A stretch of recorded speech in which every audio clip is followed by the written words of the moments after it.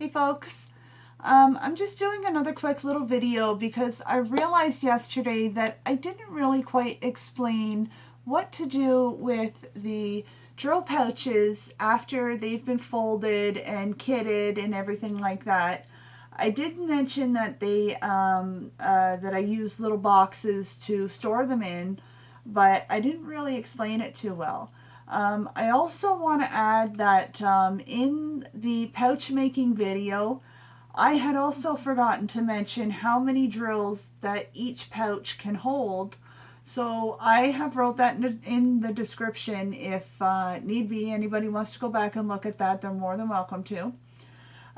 So what I am doing here is I'm just going to go through all the storage containers that I've used over some of my projects, especially the projects that I've used the pouches for.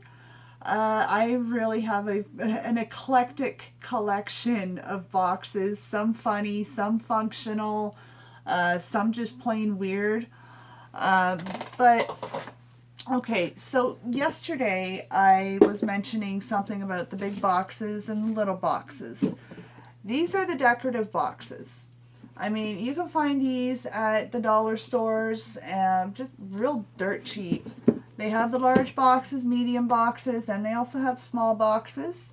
It really depends on the project that you're going to be doing and how many colors are in or on each canvas. Will determine the size of the box that you're going to use. Me personally, I've run the gambit for the amount of colors that I've had on a canvas, but I personally like the more colors the better because it's just so bright, and I love bright colors. So this is one of the boxes that I have used. It's just a little circular thing. Another box that I have used was actually this little box here.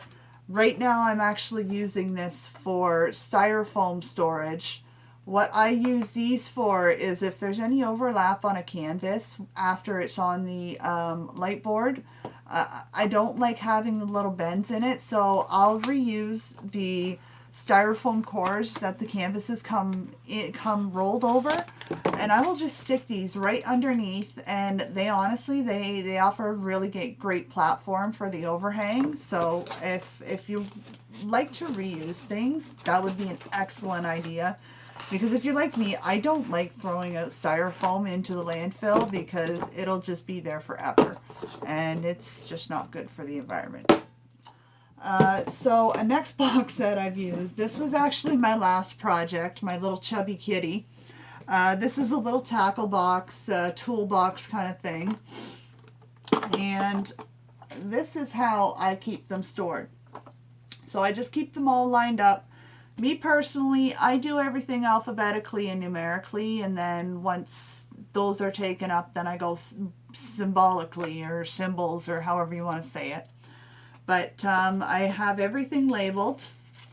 So if you see like that, I actually number my bags because sometimes a canvas will not come with an inventory sheet, and they'll only have numbers on the side of the canvas, just like my little chubby kitty did last time. So what I'll do is the number that they give you for the DMC number on the side of the canvas, I will write that on the drill pouch, and that just makes it easier to not get disorganized and lose your place and wondering what color goes where, kind of thing. This next one, I did this gorgeous impressionist daisy for my mother.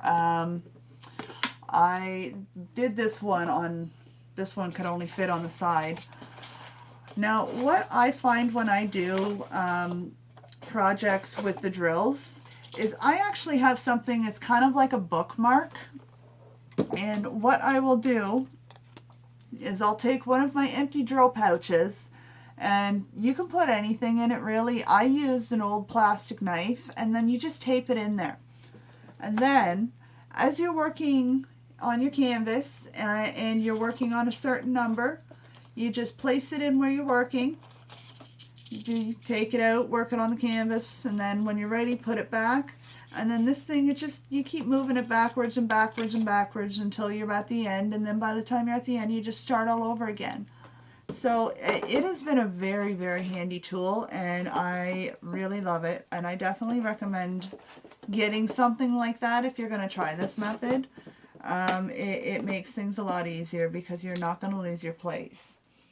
Now, on to the next one. This is probably my most weirdest container that I found, but I actually used a first aid kit.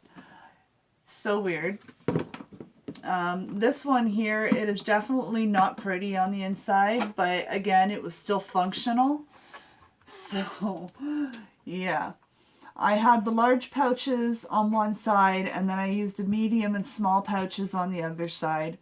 That little bookmark thing that I showed you, I moved that along to each canvas or each container that I use, so I never lose my spot.